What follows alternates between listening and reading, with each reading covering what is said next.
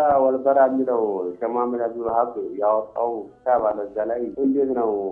ከሚያመልኩ ሰዎች ሙሽሪክ ያልሆኑ ኩራች ታያሉ ግን ከነሱ ጋር የነ ሙአመላ ምናረግ الولاء والبراء የሚባል ክታብ አለው መሐመድ ኢብኑ አብዱልሃብ ሙሽሪኮችን እንዴት ነው እዚህ ላይ በራ ምናደርገው ሽርካቸውን አለመውደድ ማለት ነው ሽርካቸውን መስራታቸውን የሽርክ ተግባር ማስፋፋታቸውን መጥላት ከሽርክ እንኒ በራኡ ሚማ تشركون نبي الله إبراهيم براء مما تشركون እነሱን ያላከፈረ ታዲያ ያላከፈረ እንጀነት ይሆናል የሚለው لا مشرك እኮ ካፊር የሆነ ሰው ካፊር አይደለም ትላለህ እንዴ ሙስሊሞች ናቸው ግን ይሰግዳሉ አይ ሙስሊምንማ ያከፈረ ነው ካፊር የሚሆነው እየሰገዱ የጾሙ የሽርክ ተግባሮች መሐላቸው የሚገባባቸው ሰዎች ሙሽሪክ አይባሉም እነዚህ ሰዎች ማስረጃ ቀርቦላቸው ትምህርት ተሰጥቷቸው እምቢ ብለው በፍጹም እናንተ ብትሉም ቢትፈልጉም ባትፈልጉም እኛ እንቀጥላለን ካሉ እንጂ صلى الله عليكم صاحب الفضيلة يقول إذا مات المسلم وقد أدى جميع أركان الإسلام ولكنه وقع في الشرك الأكبر كالذبح لغير الله والطواف بالقبور والسبب أنه جاهل بذلك معتقدا أن ذلك من الدين بسبب علماء الضلال في بلده ولم يبلغ بالصواب هل يحكم عليه بالكفر والخلود في النار؟ نرجو من فضيلتكم التوضيح. نحكم عليه بما مات عليه إذا مات وهو يدعو غير الله ويذبح لغير الله ويطوف بالقبور حكمنا عليه بأنه مشرك نحن ما لنا إلا الظاهر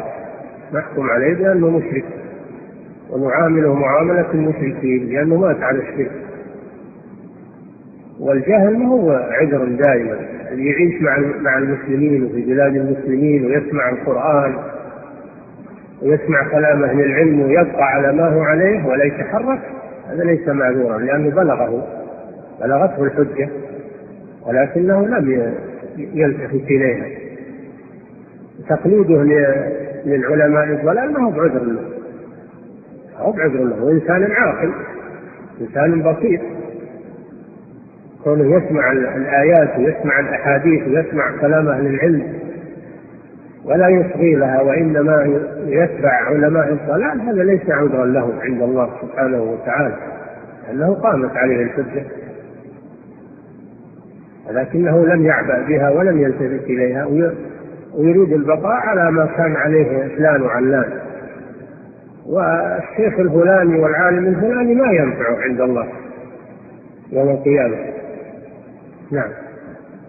ويسأل أحسن الله إليك عن الحكم على هذا الخلود بالنار. نعم إذا مات على الشرك فإنه يكون من أهل النار خالدا فيه يكون من أهل النار.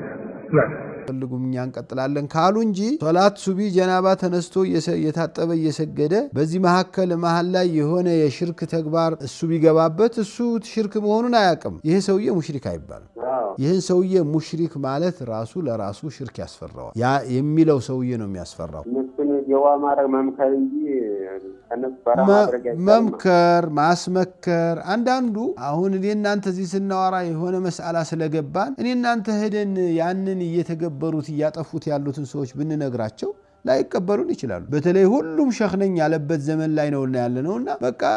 ላያምኑህ ይችላሉ ላያምኑኝ ይችላሉ እነዚህ ሰዎች ሙሽሪክ ናቸው ሊባሉ ነው እንዴ እኔን ባለመቀበላቸው የኔን ትክክለኝነት የሚያጣሩበት ማስረጃ በለላቸው አቅሙ በለላቸው እኔን ጠረጠሩኝ አንተን ጠረጠሩ ብዙን ሰው ጠረጠሩ የሚያምኑት በሚገባቸው ቋንቋ የሚናገር ሰው ተናግሯቸው በኢናድም ቢብለው ከቀጠሉ ይሄ በተለይ እየሰገዱ እየጾሙ የእስላም ስራ እየሰሩ ሙስሊም ነን ብለው ህይወታቸውን በእስላም እየመሩ ያሉ ሰዎች ዝም ብሎ ለቃቅሞ የሽርክ ተግባር አለው የቢድዓ ነገር አለችባቸው እያሉ እነሱን ከእስላም ማውጣት ከፍተኛ ግፍ ነውና ጥንቃቄ ማድረግ وكونه يؤدي أركان الإسلام لا تصح منه أركان الإسلام ما تصح مع الشرك لو صلى ولو قام ولو حج ولو قال لا إله إلا الله ما دام أنه يرتكب أنواع من الشرك الأكبر فإن هذه الأعمال والأقوال لا تنفعه لأنه افسدها وأبطلها وناقضها.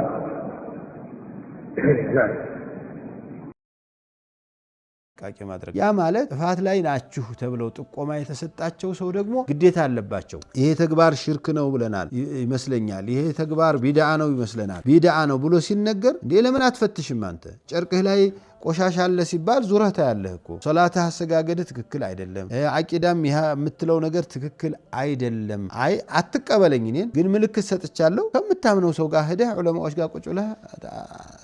ተማማ ሰው ገና በሽታ አይኖርብኝ ብሎ ሄዶ ሆስፒታል ምርመራ ብሎ ተንከራቶ ገንዘብ ከፍሎ ይመረመራል የአቂዳ ችግር አለብህ ተብሎ ጥቆማ የተሰጠ ሰው ጥቆማ ሰጪውን ተሳዳቢውን የስም አጥፊ ነው ያለ ዕውቀቱ ነው የሚለው ለውን ሰው ጥቆማውን ግን ተቀበለው ምን ችግር አለ ሄደ ስታጣራ አይተሳስቶ ነው ካሉ ምን ችግር ጀዛከላህ ኸይር